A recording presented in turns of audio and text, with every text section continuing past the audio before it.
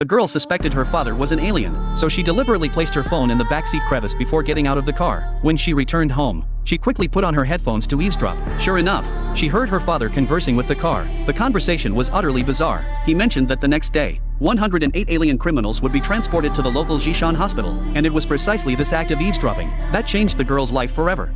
The next day, curiosity drove the girl to Jishan Hospital. She had no idea what horrifying scene awaited her. Upon arriving, she activated her phone's video recording function, eager to capture the miraculous moment. Suddenly, everyone in the lobby looked upward. An alien warship, cloaked in mist, appeared above the hospital. It opened its hatch and released a small metal fragment. The metal pierced through the glass and slowly plummeted toward the ground. It then began to fragment and grow in an irregular pattern. A female doctor walking toward the scene witnessed this transformation. In an instant, the metal had fully metamorphosed. The woman gaped in utter shock, just as she couldn't resist stepping forward to touch it.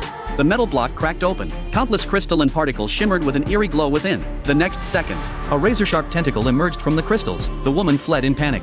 But it was too late. The tentacle pierced her neck with precision. More tentacles then pursued other humans in the distance. Without exception, they were all struck by the tentacles. Afterward, they froze in place and bowed their heads. At that moment, every corner of the hospital witnessed the same scene. Each tentacle seemed to have its target predetermined, accurately locating its host and piercing into the neck. One male doctor hid inside a cabinet, yet still couldn't escape the tentacles' pursuit. The girl began to regret her decision today. More tentacles arrived in the hall where she stood, rampaging. No one could escape their control, except for the girl. Meanwhile, a sleeping police officer remained oblivious when he was suddenly jolted awake.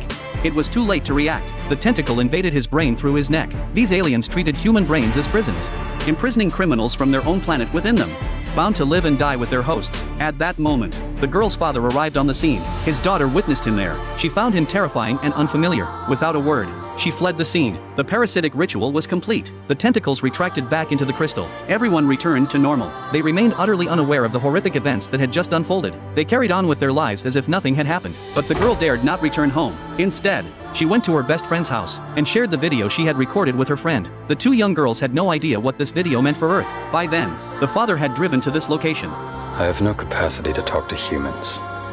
I think you should go. Me? Which version of me? After what had happened earlier, the girl had grown much bolder. Even seeing two fathers appear before her didn't faze her, because she was more concerned with the reason behind these bizarre events.